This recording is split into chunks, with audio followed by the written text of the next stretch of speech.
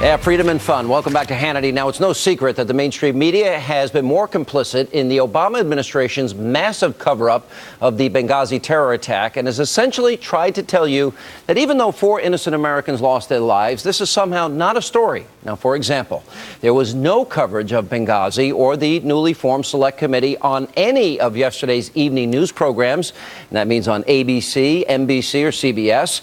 And earlier today, instead of focusing on the attack or the cover-up that followed, the morning news shows decided that these stories were much more important to share with you, the American people. Take a look. To The Voice on Today. Great performances last night in The Voice, but the real talk was about Adam Levine's new platinum blonde hair. Ooh. Carson, take it away.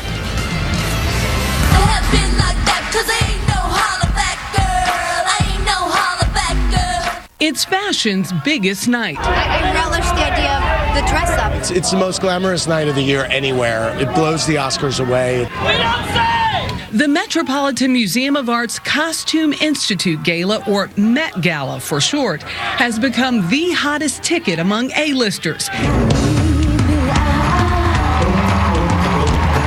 With the semifinals just 1 week away, the pressure is on in the ballroom. Paralympian Amy Purdy back in full force after a trip to the hospital, grabbing perfect scores for her Argentine tango. So where are these network priorities? I repeat, 4 people are dead. Benghazi is and will always be a huge story in America. Here with reaction, Fox News legal analyst Peter Johnson Jr., Fox News contributor DeRoy Murdoch, and she is the co-host of The Five, our good friend Dana Perino. Hi. Hi. Good to see you. Why? Why do they? How do you Adam Levine's blonde hair? Just to be honest, I was talking about that too last night because I saw it and I was really shocked by it. I didn't understand why he did it. I thought it was a bad move. However, that's not the nightly news. I give the morning shows more of a pass because they do morning show stuff. I understand breakfast TV. The nightly newscast, I think it would have been worth a mention, but they decided. Worth a mention? Yes, worth a mention. But they don't think that there's enough news yet for it to warrant a story. They have decided long ago the story was irrelevant and that anybody covering it or interested in it is kooky. And they will not be shamed into covering it. The only way that they will is when and if and when there is new information that I think will be revealed in Trey Gowdy's investigation. I agree, but also we had what I would believe is a smoking gun email because the White House and Jay Carney repeatedly said that the only influence they had on the talking points were changing the name from consulate. Yeah, I spoke about this on Fox and Friends, the highest rated cable morning show this morning, and talked about the Select Committee and the history of it in the Congress. And yeah, the White House brought this on themselves by the release of this news email that shows, in my mind, definite evidence of a cover-up. Oh, wait, but they were forced to release the email because of a Freedom of Information Act request by a... And they didn't give it to Congress, and they labeled it differently to Congress, the documents that they did give. And so the point that I made is a select committee like we're going to see here is part and parcel of American history, goes back to 1792. Yeah, it's also a rarity. You don't have many select committees. I think I heard that we've had about 6 of them in the last 25 years, something like that. Yes, did you watch The Five? I did see that on The Five, actually. So that's important. Now, I happen to think that this is very important to get to the bottom of an attack that killed 4 of our public servants overseas at the hands of Islamic terrorists. But even if you think this is not important and the Republicans are wasting their time, why are they focused on this when we have other things they ought to be working on? That's important too, and that's a perspective that ought to be out there. So they ought to report the story and get both sides and put that out there. Otherwise, they're doing a huge disservice to their viewers. In Watergate, did anybody die? No. Peter? What happened? No, but I think what we're pointing to, Sean, is there's an atmosphere in Washington that the press, instead of becoming critics, may be becoming collaborators.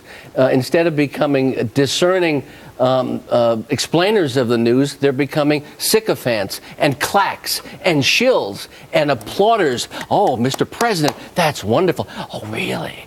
Really? Now, I guess I could be flattered. I was mentioned by the president at the correspondence dinner, but there have been a few people that have stepped up and said this is getting too incestuous. The relationship between the media and those that work in administrations and different senators and congressmen, is it gone too far? I think that there is that feeling, right? Because it's the media, the president and administration, the Democratic Party, and Hollywood. Because I think the media, political news media, and Hollywood are 2 different things. But together, it's quite a powerful force. And if they decide that a story is not important, then you will not hear about it unless you seek alternative ways to get information. And thankfully, there are places where you can get that. What if George Bush were president, DeRoy? Oh, we'd be hearing about this nonstop. I mean, just to give you one example, the Bridgegate story with Chris Christie. Nobody died there, as far as I can tell. That got 88 minutes of network coverage in the first 2 days. The email releases on Benghazi, first 2 days, 6 minutes, according to the Media Research Center. Tremendous disparity. Good. That's a good one. I mean, look where we are now. In the mainstream media now, they have us believe that this has been a situation, oh, it was politicized. Well, there's a 4-letter word, lied. You see, to me, and this is what I'm trying to lay out here, we are being lied to an awful lot. IRS, we're lied to about rogue agents in Cincinnati. We've been lied to about health care. The fundamental promises were not true. They knew it was not true. And we were lied to here in the lead up to a presidential election. That connection to me is a level of corruptness I don't think the country can tolerate. Pretty enormous, isn't it? Pretty enormous. Yeah, it is. Yeah. We've seen an issue after issue after issue. And I think at some point, somebody made the comment today, you've got to stop giving the benefit of the doubt to an administration that keeps getting caught in one lie after another after another. And it's bigger than Benghazi. It goes to confidence. Do we believe the government? Can we believe them in the future? Should they be credited with truthfulness?